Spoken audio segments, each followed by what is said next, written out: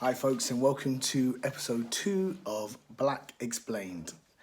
Today we're going to talk about George Floyd's death, or in fact murder, by Derek Chauvin and 3 other police officers, as they were complicit in the murder.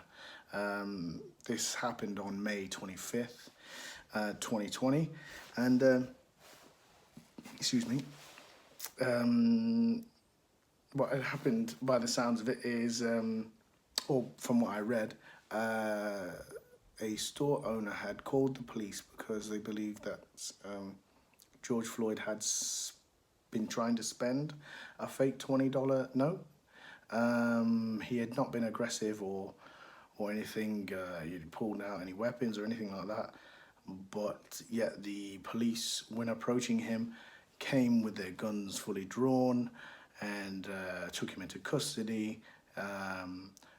Said that he'd actually resisted arrest, though it looks as though he hadn't, and then subsequently Mr. Derek Chauvin, I'm just going to call him DC, proceeded to get him to the floor, kneel on his neck with his full body weight and hands in his pocket, whilst 2 other officers held his feet down. George had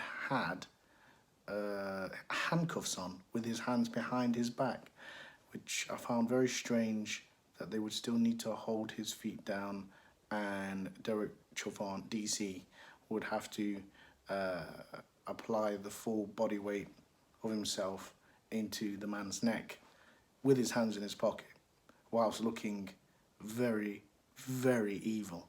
And that's not, well, yeah, it is my personal opinion, but having seen the picture and not the video, because I refuse to watch the video of someone dying, having seen the picture of this man kneeling on another man's neck with his hand in his pocket, looking just so empty, and no F's given, that says that you have such a lack of humanity, whilst the man underneath you gasps for air, begs to be let up, and begs for water, whilst also crying out for his dead mother.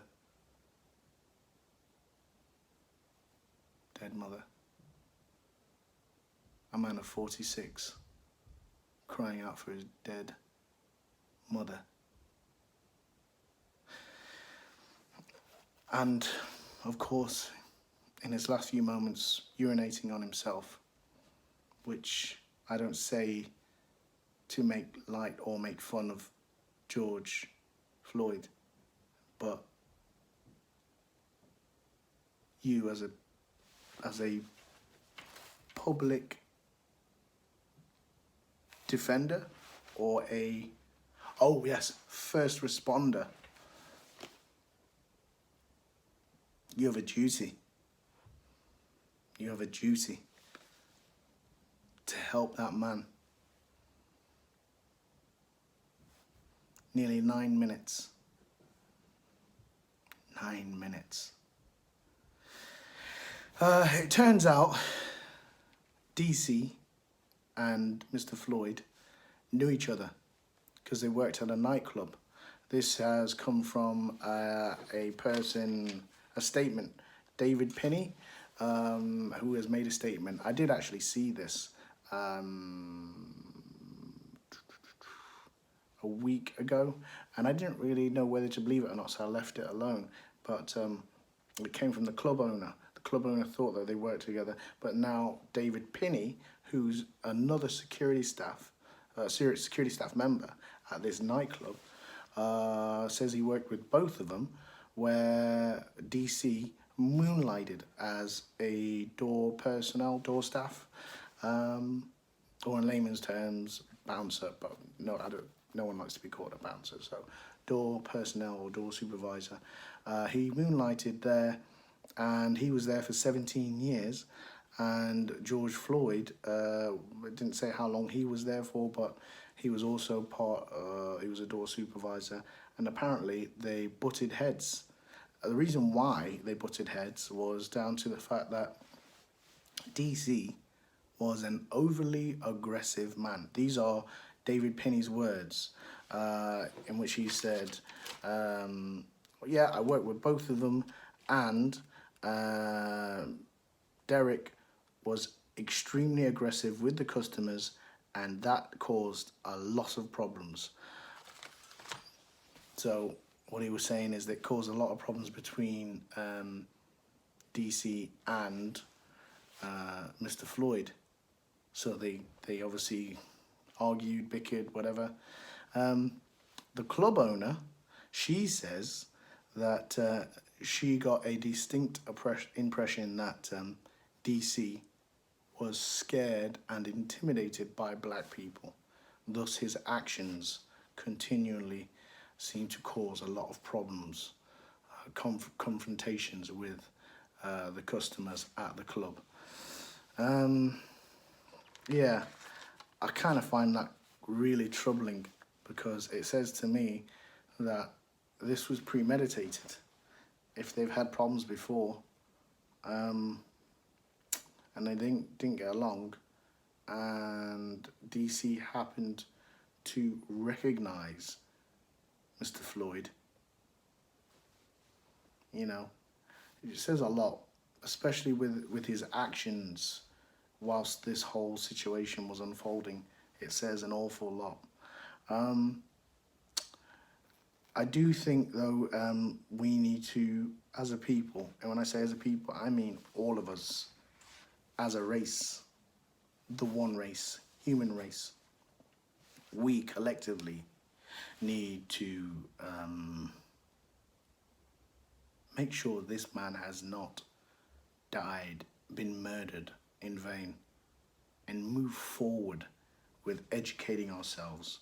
So educating ourselves about this systematic racism, or systemic, in fact, racism, this oppression that black people feel worldwide, this police brutality, the judicial system and how it, the systemic racism within that, the lack of health care, or how it's presented to people whom are of African or Afro-Caribbean descent, you know, various, you know, we need to educate ourselves about the history of black people, you know.